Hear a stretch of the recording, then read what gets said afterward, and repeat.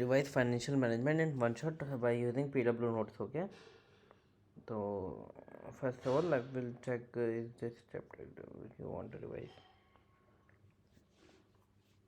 What is called acquisition of fund. जब भी अपन को फंड एक्वायर करना होता है तो वो किस चीज़ में आता है, फाइनेंसिंग डिसीजन में. ओके, उसको यूटिलाइज करना है तो वो इन्वेस्टमेंट में आ जाएगा, डिस्ट्रीब्यूट करना है तो वो डिविडेंड डिसीजन में आ जाएगा. Financial management means applying management principle to financial decision. Management principle को जब अपन फाइनेंशियल डिसीजन में लगाते हैं ना, तो उसको फाइनेंशियल मैनेजमेंट कहते हैं. फाइनेंशियल मैनेजमेंट के इंपॉर्टेंट डिसीजन क्या है, investment decision, financing decision, dividend decision. Finance में फिक्स एसेट्स तो आगे use investment risky and irreversible. Irreversible मतलब इनको वापस पीछे नहीं ले जा सकती, ये जो हो गया और ये लॉन्ग टर्म के लिए होते हैं. Investment decision also known as capital budgeting decision. Investment decision factors affect cash flow position. Cash flow हमेशा ज़्यादा चाहिए होता है, रिटर्न ऑन इन्वेस्टमेंट ज़्यादा चाहिए होगा. इन्वेस्टमेंट क्राइटेरिया रिस्क हमेशा अपन को कम चाहिए होगी. Cash flow equals to cash in and cash out of the project. There are two type of project that require an investment of 50 lakh rupees for 10 years. After 10 years, project A is estimated to give a ROE at 12%, project B of 10%. Project A में invest करेंगे क्योंकि वो ज़्यादा ही ROE दे रहा है.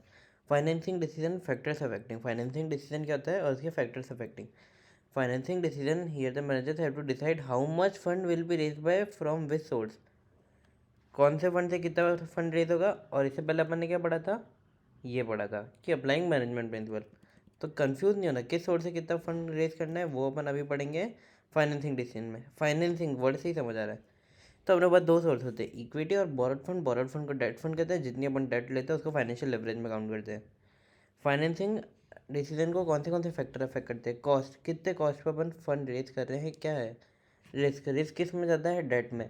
अगर आपकी कंपनी की कैश फ्लो पोजीशन गंदी है तो आप डेट से फंड लोगे नहीं. क्यों, क्योंकि आपको डेट टाइम टू टाइम चुकानी पड़ती है. महीने टू महीने इंटरेस्ट आता है, साल टू साल इंटरेस्ट आता है. आपकी कैश फ्लो पोजीशन अच्छी नहीं है, आपके पास पैसा आता ही नहीं है, रेगुलर कैश फ्लो होता ही नहीं है.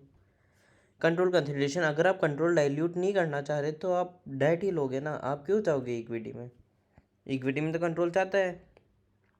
फ्लोटेशन, फ्लोटेशन कॉस्ट वो कॉस्ट होती है जो आपको फंड रेज करते हुए पैसा लगता है, जो हमेशा इक्विटी में ज़्यादा लगता है, डेट में कम लगता है. पर अभी अपन इसको क्वेश्चन के हिसाब से देखेंगे.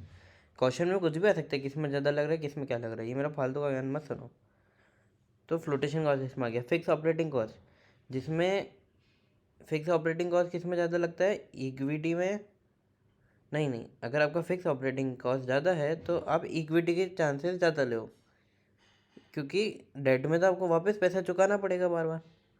अगर कैपिटल मार्केट का स्टेट अच्छा है, बुलिश मार्केट है, बढ़ता हुआ मार्केट है, तो आप कैपिटल मार्केट से पैसे लोगे.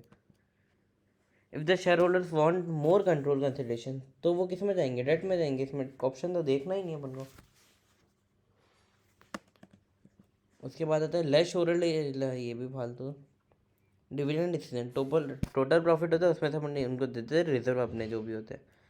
डिविडेंड डिसीजन को कौन से फैक्टर अफेक्ट करते हैं.